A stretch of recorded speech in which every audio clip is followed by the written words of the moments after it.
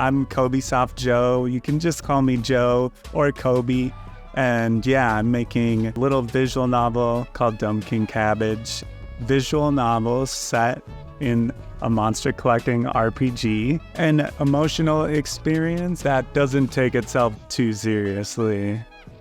It was a game jam for Tyranno Builder, which is the old engine that I used to make that version in. And yeah, it's a totally different game at this point. The core story is very much similar, but as you can see, there's a total like stylistic shift to this kind of 3D, almost stop motion look. Illustrating, I've found, is like much harder for me than 3D. So when I eventually made the switch to 3D and, I was able to move camera through 3D space and use assets and stuff like that, everything sped up and I started to see the light at the end of the tunnel again. But yeah, there was a long period where I was just completely burned out on the game. I tried to hand out the keys to the doors for making this kind of stuff because one of my biggest inspirations is like Tyler, the creator. He does so much himself, so much of the visuals, so much of the whole entire world that he creates is definitely imprinted with all of his little touches. And so I would recommend that you can do the same. It's not easy, but if you want to make all the music for something and make the story, you have it all in you. Some of the software that I use is Blender. My game is mostly pre-rendered, which is why it can look like PS5 or 6 game even. And yeah, and it can run on really low grade hardware. So that's one of the cheat codes is going back to the Myst days or something, or Final Fantasy VII FMVs or something like that, where it's I'm punching above the technical capabilities right now with all the intense ray tracing that a Blender program affords or a 3D program affords. Blender is my main jam, one of my favorite softwares ever, and I make all my music in Ableton, which is another one of my favorite softwares, and then I edit it with Premiere Pro and so a little bit of After Effects occasionally. But it's actually amazing how much of the game development is not actually in Unity, which is where it all ends up.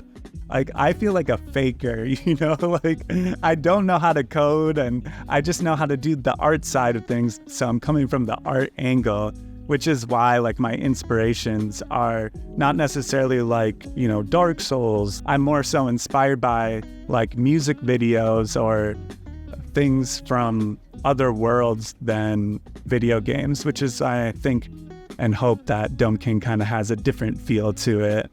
I don't want to confuse people into thinking it's a complete epic RPG adventure or anything like that. It's solidly a visual novel, first and foremost, with some light choices here and there. But there are also some times where the medium will switch up, so there is a little RPG section and things like that. But as far as the story goes, on paper it's very simple, which is that it follows a cloud person named Mush, and they are going to a job interview to become a Dome King. And what a Dome King is a psychic monster tamer, so kind of drawing from the worlds of Digimon and Pokemon, and also, some of my shonen favorites like Dragon Ball Z and things like that, or Akira and things of that nature. The game within a game is called Dumb King Cabbage, and Mush is playing it and kind of getting these perception bending abilities from it. So that's the basic premise, but yeah, on paper it's simple, but it kind of gets crazy, as you can see from the trailer. I don't want to hype it up or anything, but the ending of something is always the part that sticks with me the hardest. I don't know if that's recency bias or whatever, but when something ends and it's like the impact of the title card, it can change everything that came before it. So I'm kind of hoping for myself and for players that the ending will feel really impactful, because that's something that I like absolutely love when experiencing any media. The one that pops up immediately is something that's all about the ending, which is the end of Evangelion, which is like one of the greatest endings ever. And when you're watching something and you're watching the climax and you're just kind of waiting for it to wrap up, because you're like, okay, I know the good guys are gonna win. I'm almost ready to go home now. But like with End of Evangelion, it's like everything is going horribly wrong. You don't know what is going on. It's like almost like a spiritual experience. And that is one of the greatest endings ever to me, because it's so unconventional and because it really is insane.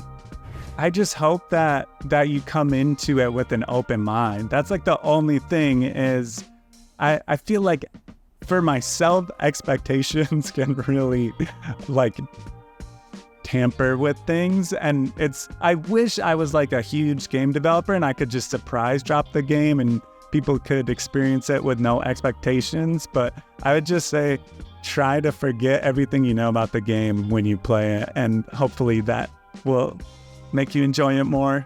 That if it doesn't seem like your thing, you should try it anyways, because you might actually end up like loving it. Don't King Cabbage is going to be on Steam and Nintendo Switch.